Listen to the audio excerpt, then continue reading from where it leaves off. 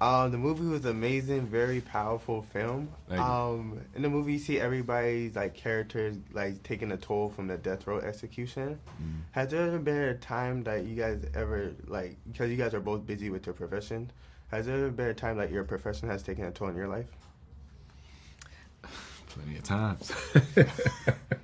I'd like to talk about the toll that people being put to death has taken in my life. The first times I remember was when I was a little girl growing up in Oklahoma, and you would hear that tonight, and they would lead up to it, this person will be executed in the electric chair. And I just remember, I was a kid, but I felt sick to my stomach. I felt, because you going to Sunday school, it's like, wait, well, I'm getting mixed signals here. What's going on?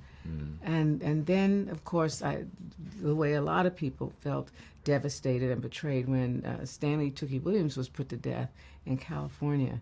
I'd rather talk to you about that. I heard you guys had the opportunity to like meet some of the inmates in, I believe it's Ohio. She was in Ohio and I was in San Quentin. Where would you like? How was that experience like? And what is something you took away from it? You know, let's talk about San Quentin.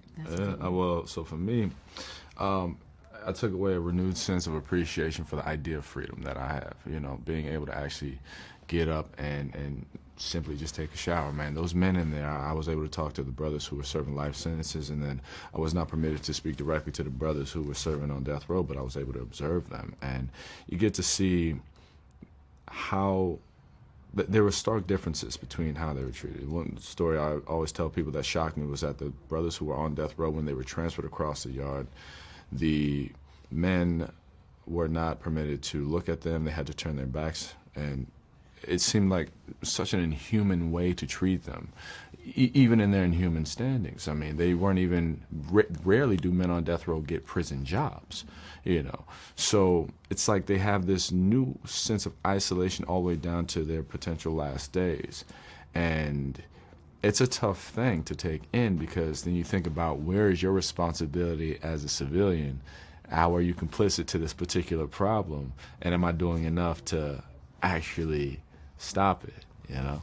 And this stain on the soul of the whole culture, we're a part of it, if you know. So that's why we wanted to tell this story. So people could say they're pro-death penalty, they're con-death penalty, but we wanted to present the lives of people that we charge to carry out the taking of human life, for everybody to see who they are and what they do, how it affects their lives, how it damages them. They have as high a PTSD rate as people that we deploy on multiple times into battle and to service. Do you guys know anything about this before, like, you read the script, like how they were like going through it before you? I didn't know, and that's what drew me to it. Because I figured if I didn't know, the vast majority of Americans didn't know. And you got to know, not just about death penalty, about everything, about voting. You know, whatever, it's going to go on with or without you. So you need, and you're being charged with it cosmically.